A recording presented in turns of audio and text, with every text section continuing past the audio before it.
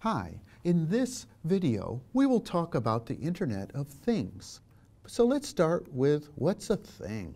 Okay? In the context of this class, a thing is going to have a microcontroller. And this microcontroller might have a sensor. And this sensor allows the microcontroller to collect information from its world. We might have another microcontroller. And on this microcontroller, we have an output. I'll call that an actuator, and that could be a motor or some sort of sound. We could have a microcontroller that has both sensors and actuators.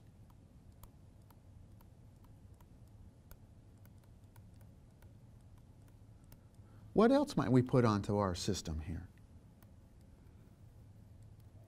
Maybe one of these microcontrollers has an LCD display. Oh, yes. Everybody wants to see what's going on. So we could have an LCD. Maybe a keyboard. So we want input. And so we could have a keyboard, which allows the operator to enter information at that spot. Or maybe just some buttons. Oh, yeah, we love our switches.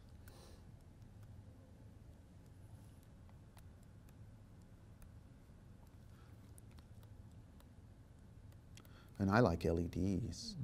Yeah, love our LEDs.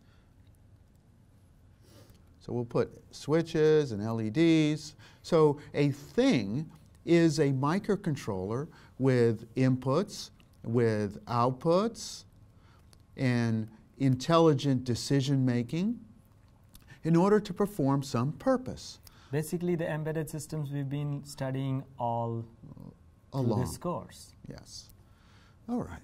Well, now what shall we do with our things, Professor? We want to interconnect them. So we learned last time that how to connect things up together is to use the Internet.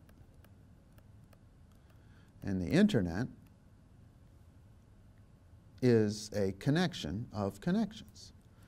So how do we get something to attach to the Internet? We're going to need a connection or an interface for each of our things.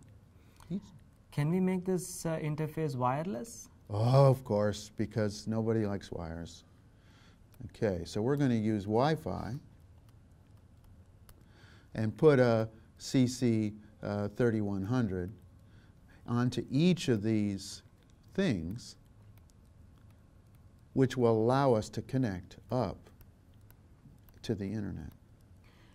But John, it seems that there's not much you can do if just microcontrollers are talking to microcontrollers. Wouldn't it make sense to actually make our microcontrollers talk to the real Internet, which is kind of made of servers, web servers, all kinds of things? So if we want to talk to real computers on the Internet, that typically involves what we call a server, so that we can send our messages and receive messages from other larger computers. In this way, we can either get commands for what to do, or we can respond back with, we can get commands of what to do, or we can respond back with information that we've observed.